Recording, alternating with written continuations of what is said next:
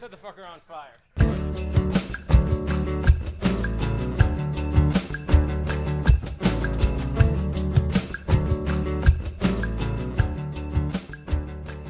I have a question about the bass off the roof of Kaufman for the Chili Peppers video. Yeah. If you look closely, the bass never comes down. The bass never came down. I threw it up as an offering to the gods. That was it. It never came down. No kidding. That was it. It's a miracle. You like turn water into wine. You know. Turn bass into ether. Well, I've been on a hell of a journey. I've learned a lot of things. Right on. Not everyone has the answers to. Right on. Well, we're going to start this podcast right now, so I'm going to say hello and welcome. Quiet down, Paul. Quiet down, Paul Rizzo of the Bitter End. I can fucking say whatever I want. Dukes. Yeah. Get the... Safe again. All right. Well, first of all, man, thank you for doing this. Welcome to The Groove Within. Our guest this week is the incredibly talented, wonderfully good-looking Brady Watt on the bass. Brady, thanks for doing this, man. I mean, the point of this thing was to talk with people basically that I drool over, and you're one of those folks. Glad to have caused the drool. Yeah, man, it's we're salivating already. But No doubt. yeah, I think what drew me to you was your groove, obviously, but the way you're presented as a bass player is something that would have happened to Jocko, to Willie, to Bootsy, to Flea, to any of these great bass players, but you're doing it in a time where your vehicle is social media. And that's been really interesting to watch, because when you talk to someone like Binky Griptite or Will Lee, a lot of their journey is based around, they were these studio session musicians, and they, you know, Will was jumping from cab to cab and catching a flight and going back and forth to hit these studio gigs. And he built his name by this sort of like, you were reading the album credits on the vinyl, and that's how you found him. And I could be wrong, but I would imagine that a lot of the people that have connected with you and found you have been on this journey through social media. Is that true to some degree, or? Yes. Well, I started to get known more through that, but my actual history is like that.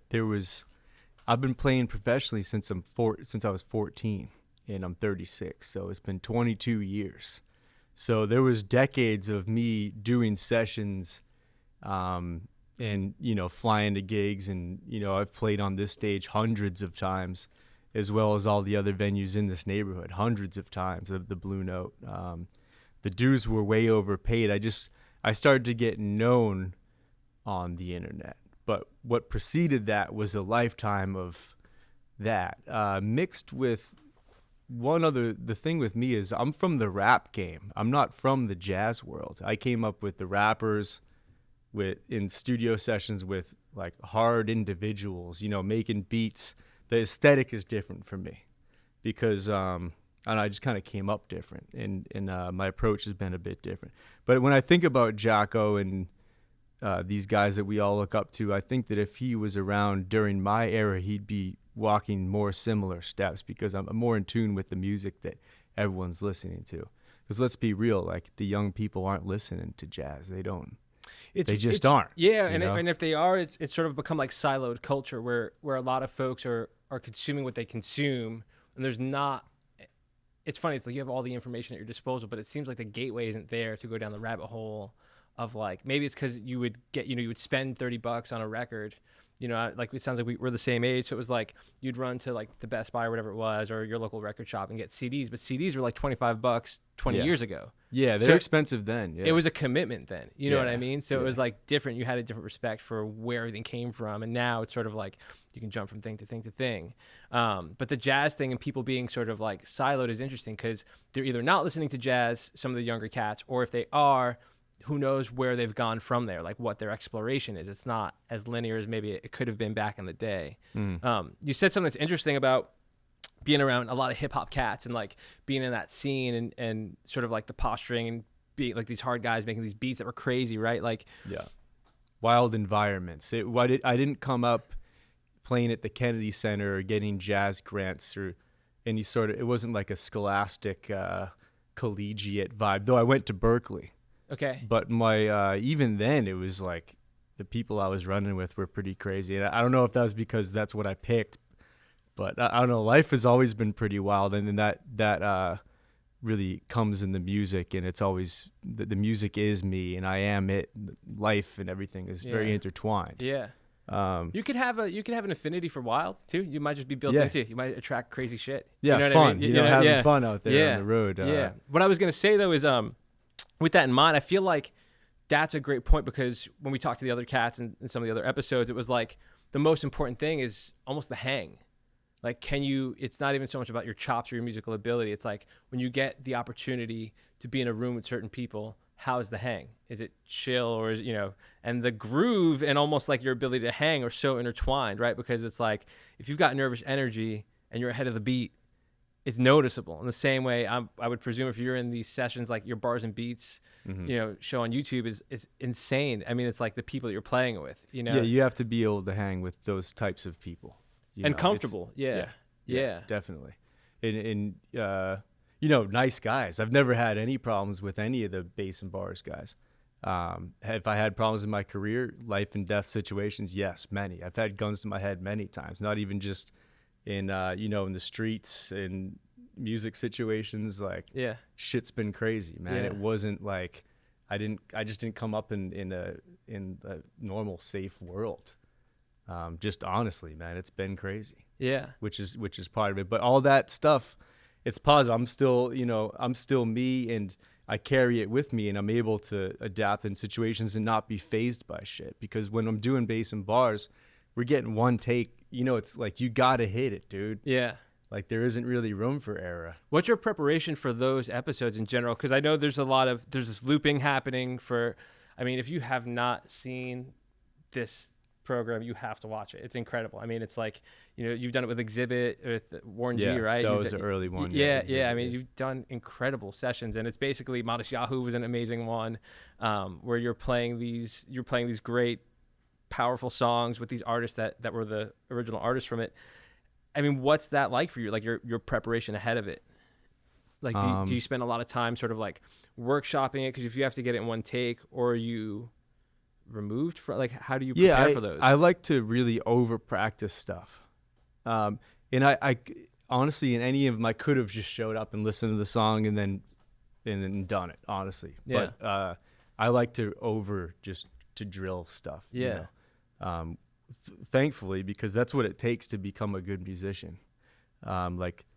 It does come out in the music. Like the Murs episode was really hard to do. Like, everyone was like, what was that? Yeah. It was really hard. Yeah. The reality is I practiced that for hours and hours the night before and that day. I like to push myself and see how tight I can get it. And then the Warren G episode, which was our biggest one, which really popped things off, because like Nas posted that episode on Instagram, and then Flea of the Red Hot Chili Peppers hit me up, and I went up and went toe to toe with Flea at his mansion in Malibu the next day. Which is amazing about the internet. Is I've been able to reach all these people, man, all these heroes through the DMs. For me, Instagram isn't about like an ego thing or getting followers. Instagram has been me being able to Hail Mary reach these legends, and they look at me and they're like, "Wow, that guy's really good. Yeah, sure, come over." I've been able to do the impossible. It's not like rare; it's impossible. The stuff that I've been able to make happen. Right. And that's from the power of the internet. It's been great. Yeah. And it depends on how you look at things, man. Social media can be an addiction for people, and some people it can be a way to your ultimate life. In my life now. And I was telling your cousin, I was like, I get to think of stuff and just like do it. Yeah. I got the resources. I'm like, we're gonna do a music video on a lobster boat. I'm gonna be a part of the crew. We're gonna go out there with $100,000 film rig and film for the day. And that's going to be the music video, and then we do it, So talk about this next track. It's coming out pretty soon, yeah? Yeah, it's done. We just shot the last scene like an hour ago. When does this video come out? Soon. Yeah, I think it'll probably be about 2 weeks. 2 weeks. Yeah, okay. Yeah. Well, I don't know if I'm supposed to announce the whole thing. Will it be out in 2 weeks from now? Nah, it'll be like the first quarter. I've said, I've alluded enough, and the song is called "Not the One." Yeah. And it's my next single, and it's I'm not playing bass on it. It's just vocals and guitar. Wow. Is and you guys know I'm a platinum producer. I Yeah. produce the shit out of records. Yeah. This one is just vocal and guitar, which don't get me wrong, I spent a lot of time on it. Yeah. You know, it sounds very simple, but I've did like 1,000 vocal takes. You know what I mean? But to the listener, it's like, wow, it's so simple. You know, it's so broken down. But the reality is, it was very calculated. How does that vary from how you would approach a track if you were leading with bass? I actually could play that same song on bass. I have another version of it where I'm on my 5-string bass. It's tuned from E to C. Yeah. It's like a tenor bass, I guess. And I did it on that too, but the acoustic one just sounded really good. So I recorded it while I was on vacation up in, I came up with the main phrase of the song, which is, she's fun, but she's not the one. And I just I'm good at coming up with those phrases that then can become songs. Like, I feel like once you can do that, you can reverse engineer the song. And so I came up with that phrase the summer before last, and then I started writing it really this summer and finished it, all the lyrics and everything. That's awesome. I can't wait to hear Not it. the One is the name of that. Yeah, that's awesome. So 22 years into the game, what's your earliest memory of groove? Like, what's like the first time? Like, were you on the bass to begin with, or was it another instrument for you? I played guitar for a year. Yeah. Growing up, I was really into I was listening to everything, but I was a real like urban hip hop white kid. You know what I mean? Out the gate. Like, there's pictures of me. It's funny to me because I see back in my childhood, I'm doing the same shit. Like, there's pictures of me and my mom, backwards hat, the jersey on. I'm like from New Hampshire. Like, it's just, for whatever reason, that was me. I was into like break dancing and just love the culture, man. I just always loved the culture. And my older stepbrother, rest in peace, he put me on to hip hop when I was like 8 and he was like 11. Wu-Tang, Tribe Called Quest, like all the best shit. I was growing up when all the best hip hop ever was coming out. DJ Premier, who's the best. Yeah. He was my favorite producer. He's like my uncle now. Me and him are like this, man. I just somehow that manifested over time. I grew up in that, and then when I was 13, my dad bought me a guitar randomly for Christmas. And I never really was super into video games and stuff. I just started playing guitar, and I just never stopped. And I played for like a year, and I get lessons at Daddy's Junkie Music and stuff, you know, and learning Sublime and Red Hot Chili Peppers and all this. I just really loved doing it. And then around that time, we'd started a punk band called Smash City in Nashua, New Hampshire, and we needed a bass player. And my other homie was really good at guitar and singing, and I was like, I'll just start playing bass. So I was like, Dad, can I get a bass for this Christmas? And he got me the whole set. And then the moment I started playing, I was like, this is it. This is so much cooler than guitar. There's so much you could do, like the slapping, the different tones. Obsessed to this day. I love playing bass. Out of all the things I do, I just love playing bass. That's amazing. Love practicing, still practicing scales, simple shit. Are you pretty handy with the instrument? Like, have you been someone that's sort of like doing setups and changing things? Nah, not so much. Yeah. I mean, I probably could, but I don't really. Yeah. No, I just hand that off for that. Yeah. Leave it to the. Yeah, I leave that to the pros. Yeah. I could. I don't know. Yeah. So, when you guys were playing punk band, would you get like the Squire Affinity or like the Ibanez hookup? Yeah, I had the Ibanez. Yeah, the GR200. Yeah, with the stickers all over. I still have that. Hell yeah. The Y2K bass is the name of that. It's yeah. It's in my manager's office. It's hanging on the wall. I hope it's framed. It's cool up on his wall. It's just like in the corner. I should frame it. Yeah. Yeah, actually, funny enough, this is so rare today because my cases were at my studio and I was at my house. And I'm coming back from this crazy lobster trip. And I needed to bring this in, and I'm like, I don't have a case. And I was like, wait, I do have a case. This is my case from childhood, which I put away so it would stop getting possibly messed up. But my buddy painted that when I was probably 17 or something. Yeah. And I used that case when I was coming through the bitter end for the first time. I used that case till I was probably 26. Yeah. Wow. Yeah. I mean, you got like the 5-string thing. Were you into the new rock stuff where there was like was it not Wes Borland, the Sam Rivers and all those guys, like the Limp Bizkit bass playing? Nah, because I was a 5-string? punk rocker, so punk rockers are very like, this is legit.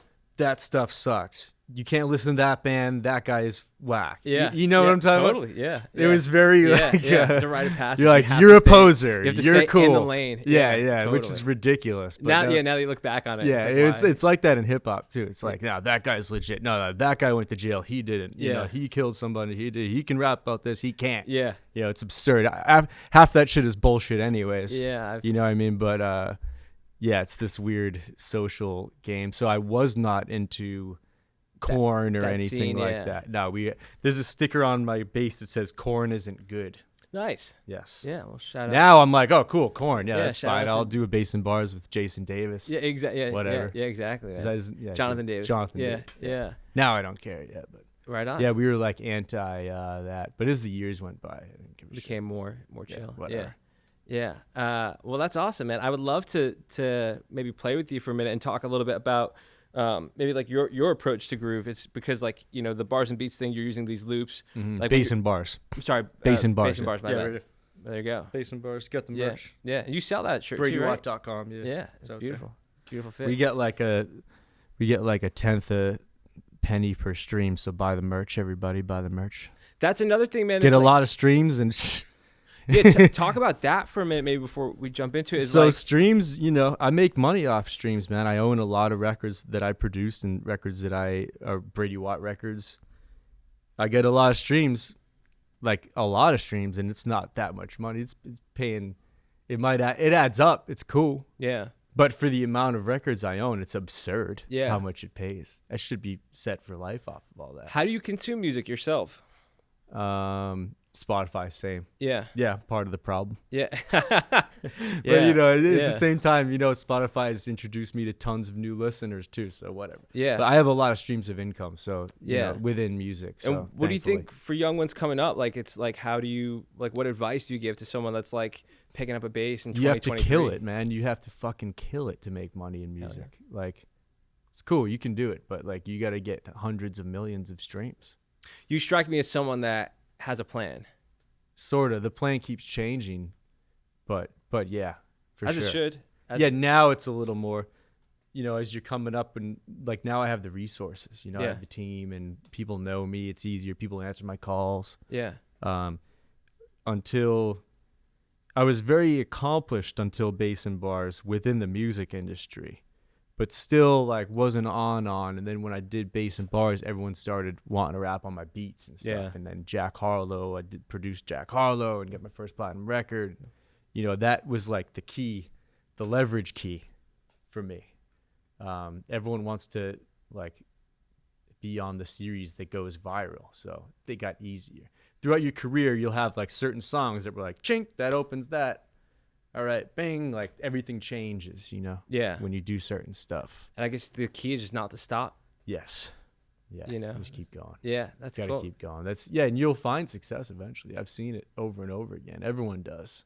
When you're There's producing, a lot of humans on the earth. So if you're making music and it's good, there's going to be enough people that like it. And if you're working really hard, it's just going to increase your chances. You know, like that friggin' lobster boat I was on 2 days ago. These dudes are working so hard, man. Like, there's money in that, man. There's a lot of money in that. But, Yeah. like, you got to get, you know, that day we caught 400 pounds of lobster. We caught 338 lobsters. So what's that? It's $4 a pound at the distributor. So what's that? $1,600. So, you know, there's good money in it, but you would have to really stay out there from dusk till dawn and, you know, get 1,000 pounds, bring that in to get those, yeah, to make it. yeah, To make that margin. It's the same with music, bro. You got to go hard. You got to beat everybody, man. It is what it is. You can't be really fucking around and partying. Like, when I talk to young dudes, I'm like, I used to party a lot when I was young, living a wild life, smoking weed, drinking all this and that, all through my 20s. Still do sometimes now, not so much nowadays. I'm Yeah. pretty straight yeah. nowadays. Especially after this last year, I'm very health conscious. But it's like, don't even celebrate until you're until it's you over. got it going on, bro. Like, yeah, focus until you've, you know, made some shit happen. I've heard that before a lot. It's like I think I've heard that a lot in hip hop too. Is like that's like a I think was it Rizzo that has. I'm that, sure he's a very focused individual. Yeah, man. It's like He put together the Wu-Tang Clan, bro. Think about what that took. I can't Those imagine. 9 dudes, Yeah. wrangling them 9 dudes, and then yeah, getting the record deal, and making then getting that. the deals for individuals of them, producing all of it. It's incredible. Nasty vision. That dude wasn't playing around at all. Yeah, I think he said Yeah. something like we don't smoke until after. It's Yeah. until Yeah. it's smart, man. Yeah, wait till it's done. I Yeah, wait mean, till yeah, it's done. it takes a lot, man. It takes a lot because you got to be a good businessman as well. Music is just a piece of it. When you do these producing sessions, where do you start? Do you start with a groove? Do you start with a hook? Do you start with a line? Like, where does that come from for you? It's always different. Like Not the One was a rare instance where I had the tagline and I worked it backwards. Most with the beats I make nowadays, and this has changed a lot over the years, and I've made thousands and thousands of beats since I was 20 years old. Before we were using a computer, I used to play right into an MPC, the bass right into there, uptown. And now I sit down with Carlos Holmes, who's the keyboard player, who's on my production team. He's like my right-hand man. See, I got so much shit going on that he's like the president of the keys department. I don't have to touch the synthesizers. He's a master. He's a master jazz musician. He's a monstrous musician. He handles that. So we go into a board, we throw on a click, we just jam. Might go through, let's put a bridge here. But really, like, I don't want to be by a computer. I just want to throw paint at the wall, Jackson Pollock style. And we get it all. We do jams. We'll do like 10, 20 jams, and then I'll listen through and reapproach it afterwards and then edit it together after. Hell yeah. Yeah, and then I'll make the loop, and we'll, take stock of what we think is going where, and they're always a work in progress. I'll be like, this is cool. I'm going to send this to Jetson to put drums on. I'm going to give this one to Primo. Primo's going to do something with this. Let me send this to Jack. This is kind of a Russ track. Let me do this. Let me send this to Larry June. This is like a Cali vibe. Yeah. You know what I mean? Yeah. Like, so a lot of my job is texting dudes, man. Yeah. Yeah, You ever double texting up? artists. You What's ever, that? you ever double up? Oh, people fighting over it? Has that happened? Not anything big, really. Yeah. No. Yeah. But yeah, Preem's always like, Preem deals with really big people, so he's always like, you I knew can't. this one. Yeah. Yeah. Yeah. He's old school. He'd be like, you get beat up for sending back in my day. You send the 2 beats to da-da-da. It's always like something, but Yeah, good lesson to be learned from all at this that. point, it's like if they're fighting over it, all right, that's fine. I'm not worried about that outcome. But I tend to do it like that, yeah. This is a pretty special room, right? You spent a lot of time here. Yeah, a lot of shows, man. I wish I knew how many shows exactly, but definitely over 100. Is Paul still here? I think he's upstairs, but shout out to Paul. Yeah, maybe he would estimate. Yeah. But yeah, rest in peace to Kenny and Kelly. Yeah. Yeah, man. Close with those guys, Yeah. dude. Real close. I came up playing Kenny's Castaway. Oh, for real? Yeah, when I was younger, I played the whole scene. I was like playing CBGB's when it was closed, and then before it closed, and then Kenny's and here, and Wow. But you were probably running all around. I was the doing block. Kenny's Castaways as well. Yeah. Yeah. Because the same Kenny. Yeah, Kenny Gorka. Yeah. And then Kelly, who was the door guy, who was like the biggest guy in the world. He was huge, dude. Yeah, I don't know if I remember Kelly. Oh, he was a legend. I'm sure he man. was there. I mean, I'm sure. He's a legend, bro. Yeah. I mean, he was working the door. Yeah. And he loved us. We loved Kenny. Kenny put me in touch with so many people and was like, this new guy Brady in town. He's a great bass player. Helped him get me in bands. Yeah. Just doing these gigs to survive. Yeah. Yeah. You ever have to rebound from something? You ever have to musically, any kind of like adversity you've overcome in a session or in a gig, where you've had to catch yourself and just sort of recalibrate? Yeah, I think everything is kind of meant to be. There was, when I first moved to New York, there was it actually helped build me up because I auditioned for Lady Gaga when she was like the biggest thing in the world, and this was like 2008. Moved here and went to those auditions out in New Jersey, and like everyone auditioned in the world. She was the biggest artist out. Yeah. And it was like this building full of dudes like with guitars and basses and all this, and like cattle call, like, and we'd go up there and just play. We didn't play Lady Gaga, they just play something, and they would like cut you or send you on. And it was weird. It wasn't a reality show, but it almost felt like that. But I kept on making it further. And I'd go back the next day. They call me back. I'm like, holy shit. Yeah. I still didn't really have the full confidence. Yeah, I just moved here. And go back and kept on getting called back and less people showing up to this building. And she was there. I was playing in front of her. Wow. It's weird. I don't know why they did it like that. Yeah. But I kept on going back, and there was like 4 bass players at the end. And it was like me, this woman bass player, Claire, who I went to school with, Steve Stiles, who was already playing for Alicia Keys when she was huge then, of course. And then Curran Brantley, he was one of the best bass players like in the world. I mean, he was. And then Curran got the gig. But I was half Curran's age. I was 23. He was 46. So the fact that I had made it that far, I was like, okay, I think I can do this. Yeah. You know, I wasn't sure I could do it yet. Yeah. What was that process like for you? Were you playing her songs? I would imagine. I just go up there and just like get busy. I'm sure I was practicing stuff the night before, like some sort of routine, you know. Yeah. It was weird, the audition thing. I think that they already knew they were gonna pick Curran though, I think. Yeah. The MD knew him, everyone knew him. He was Yeah. like a famous bass player. He played for Beyonce at the time, and he was a big deal. Yeah.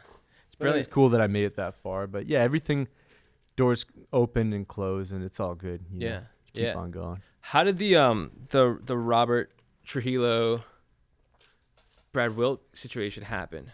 Brad reached out to me from Basin Bars, another thing, and I was like, he's the drummer of Rage Against the Machine. This is dope. Yeah, it was jam, you know. And I'm moving out to LA, so I was just like linking up with these people, man. And my whole thing, I'm an artist, and I think a lot about like owning these songs. So I'm constantly thinking about whenever I meet anyone, all right, how can I involve this person in this record? Because it's gonna make the record more valuable, right? It increases. I mean, obviously, just because it's dope, like it's the dude from Rage, like, but also it adds to the whole thing. So we met a few times, jammed out, became buddies. I was at his place in Venice there. And then during COVID, I came up with that line that it's not going to sound right on this bass because I did it on the high bass, but it.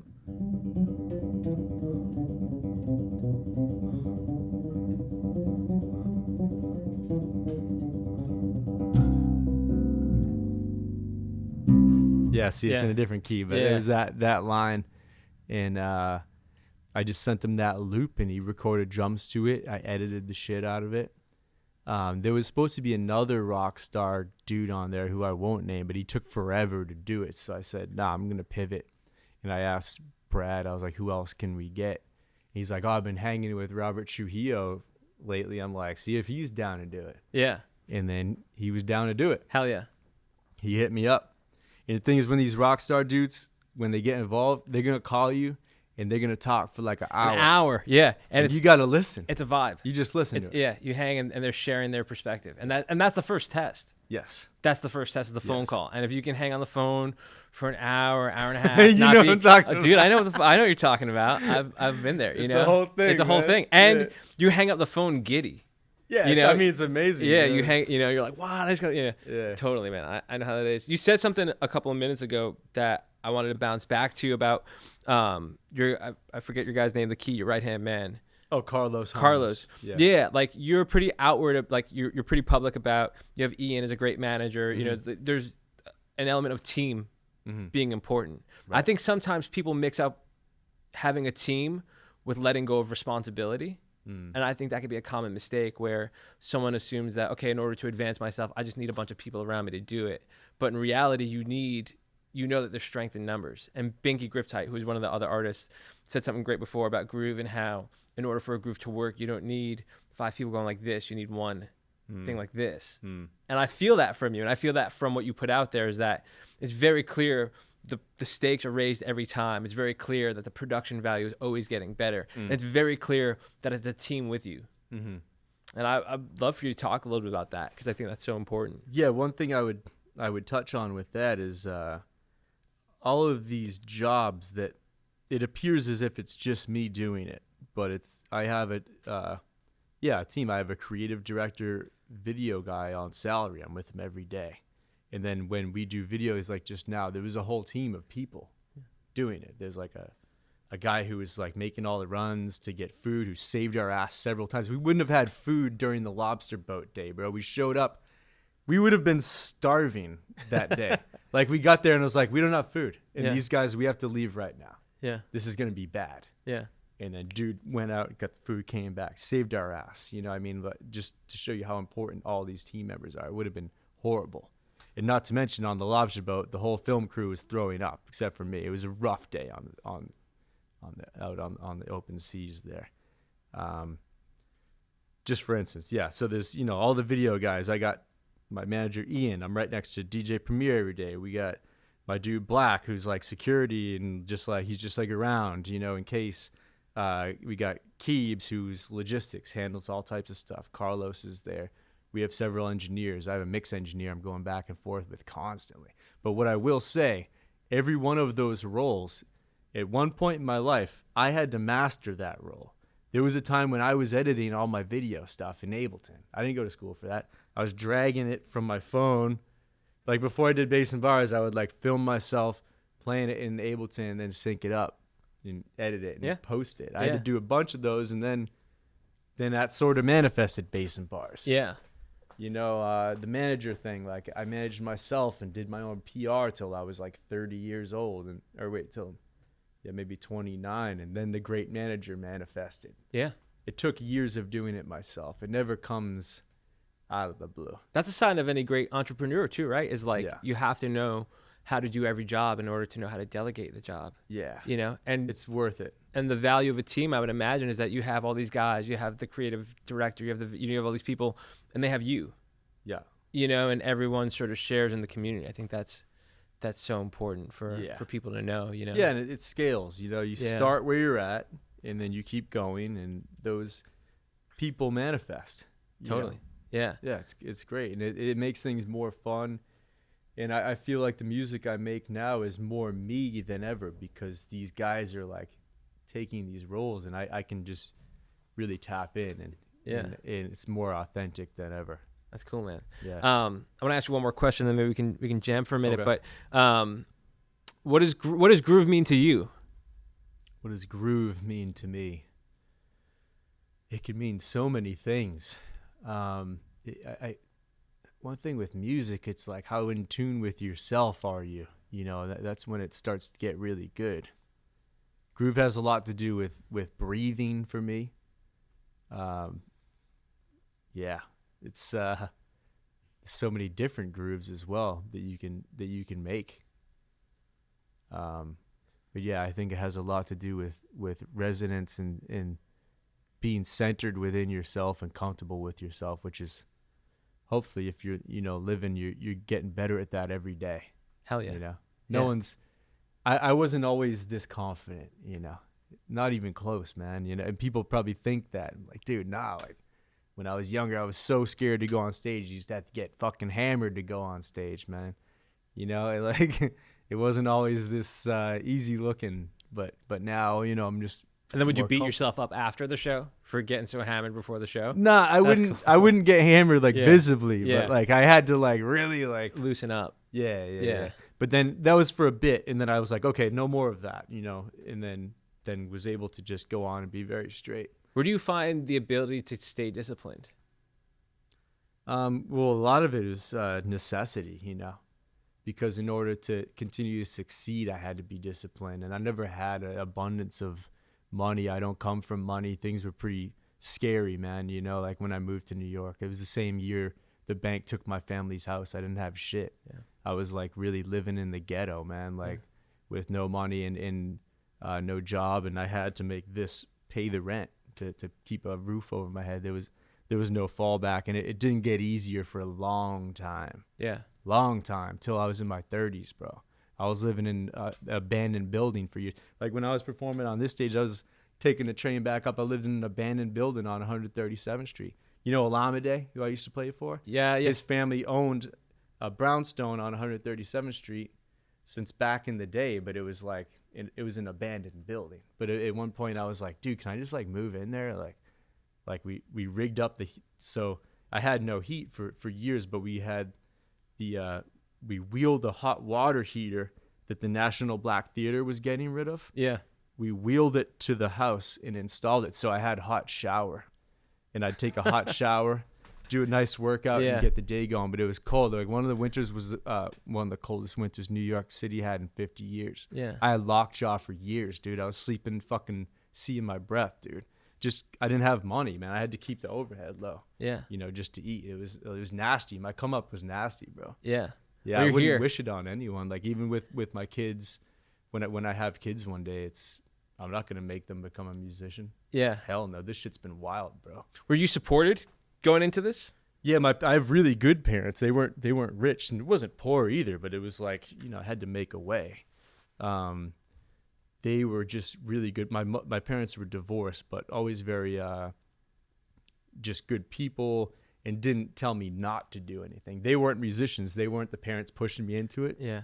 They were busy working, bro. Yeah. You know, and my dad owned a landscaping business, so he's like a real hard, like manual labor dude.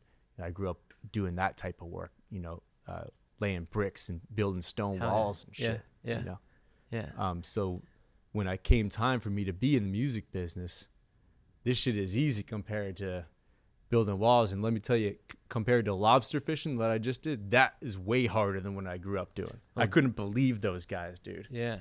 That shit was nuts. Dirt And under your deadly, fingers. bro. Like, Yeah.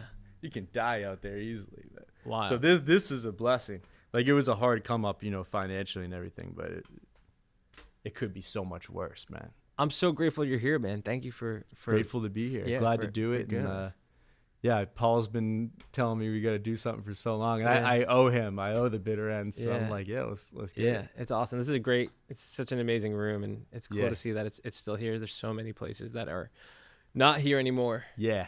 you know, and it's crazy. I remember coming up, like I was saying, I would play places like CBGB's, and when it closed, everyone would tell me their stories about it. I just felt really privileged to have been able to be in the room and play there and see shows and experience that at a really young age. But yeah, people like yourself are now the next generation. You know what I Yeah. mean? There's kids at NYU that are coming here for the first time and experiencing it for That's the first cool, time. You know, and it's I still pop in here all the time. yeah, man. But yeah, like I want to definitely be able to. We're doing a whole thing right now. Like I'm doing the Blue Note headline, the Blue Note, and you know how it is when you got some momentum. My booking agency, we just did the Mercury Lounge. We did good there. Next to the Blue Note, we're on a certain thing one to rung up. scale up. That's what I'm saying. There's man. a way yeah, to do it. Yeah, yeah. It's not, you know, there is a science to it, and Yeah.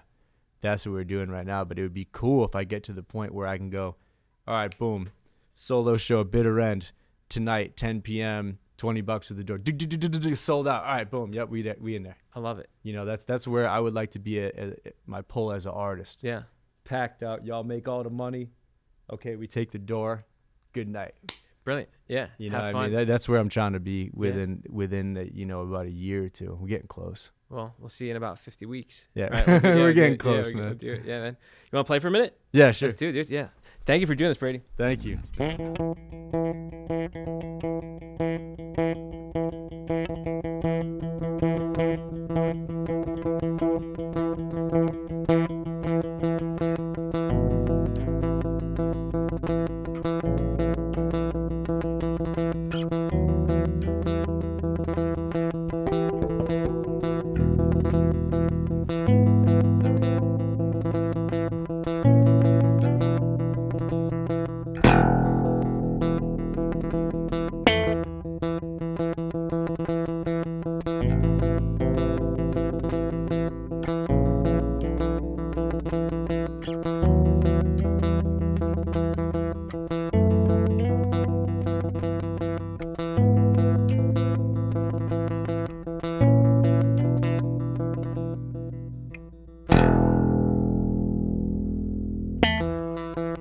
Thank you.